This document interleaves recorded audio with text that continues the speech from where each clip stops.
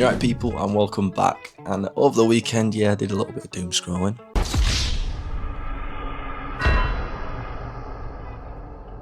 I'm not going to shout about it. But I came across this clip and it was of a demon being summoned at a Bundersliga football game. Here we go.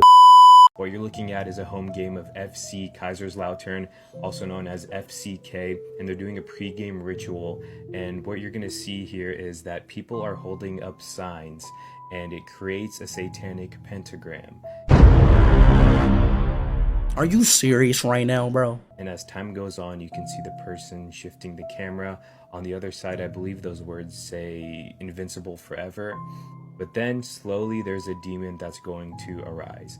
Now, if you look at the bottom, the banners here, they say words in Latin. And if we translate them, let's see what it says. Exaudi. Oh my god, bro. Oh, hell no, man. What the But we know that says Lucifer. That's not, it's not a great start, that is it? Nos, Lucifer, et surge ex abyss, sume nimas nostra. Oh my gosh, this says, hear us, O Lucifer, and rise from the abyss, take our souls. What the heck? Now they actually say something else as Lucifer is slowly spawning from the crowd. It says, ad lucem nos Lucifer, et surge ex abysso, sume animas nostras. Jesus, forgive me for even saying this, but it says, to light us, O star, and arise from the abyss, take our souls. What the heck? I mean, That's pretty dark, man. Should I have a look if they're even any good? Well, I've never heard of them. And I like my football. They're 7th in Bundesliga too. It's not working out for you, is it, that demon summoning? They've won 1 in the last 5. Mate, you lot need to find a better tactic, because it is not working out for you lot. Wow. Mate, one of the takeaways is, I think what we don't always realise is this kind of stuff is way more common than we think, like demonic, spiritual, all this kind of new age guru crap, right? Especially nowadays, I think it's probably a bit of a phase, but it's way more common than we think. Way more common than we think. I think a lot of Christians can be quite like loose about it. They look like Jesus, God, that's great, we have all that, and kind of disregard the other side.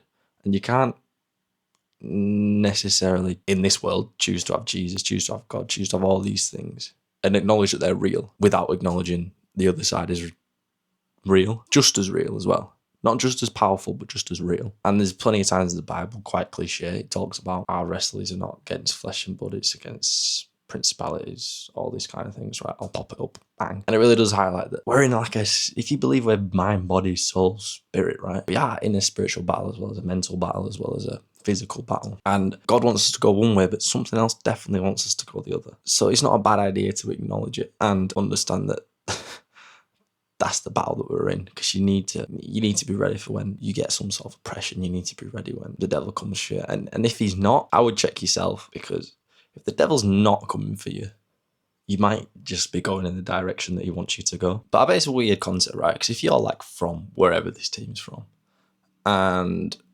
you want to support them because that's where you're from and you've supported them all your lives, you become a Christian and bang, this is like their thing, right? I'm not going to say it is because I've not done any research to see if they do this every single match, blah, blah, blah, blah. But it's a bit of a rogue thing to do if it's just random, right?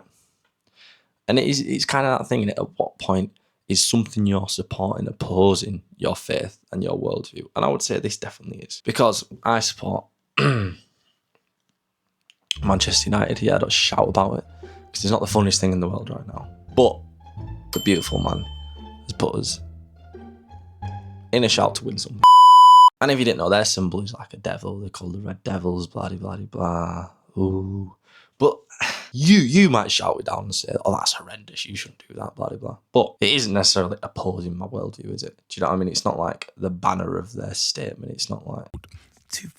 I promise, like, and if you support something that physically and literally is opposing the worldview that you have. For example, you could say there's loads right now, it's crazy. It's a flipping craze, probably because it gets clicks more than anything, right? I'm not gonna lie. Of music artists, musicians, all these kind of things into like demonic, spiritual, dark kind of stuff. And it's probably a similar thing in a way. If you support one of those people, flash them on the screen, there's plenty of them. Too many to count. At what point, like, where's the line? And like, I'm talking to myself as well because of what I've just said. Like, where there's got to be like a very, very fine line, because at what point is that affecting your spiritual health if you're consuming all this opposing stuff and just like satting out? I think it probably comes back to just constantly checking your priorities, constantly checking that, is God the number one priority?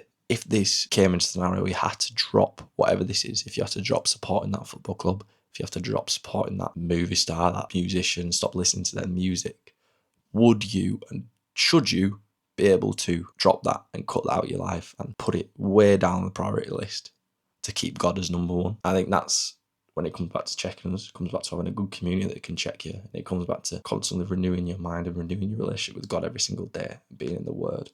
And if you genuinely have a conviction in that, someone else might not, but if you have a conviction in that, then follow that conviction a lot of the time. Go with it and talk to other people about it. You don't have to say to every single person, you know, you shouldn't support that club, you shouldn't support Man United, you shouldn't listen to that music.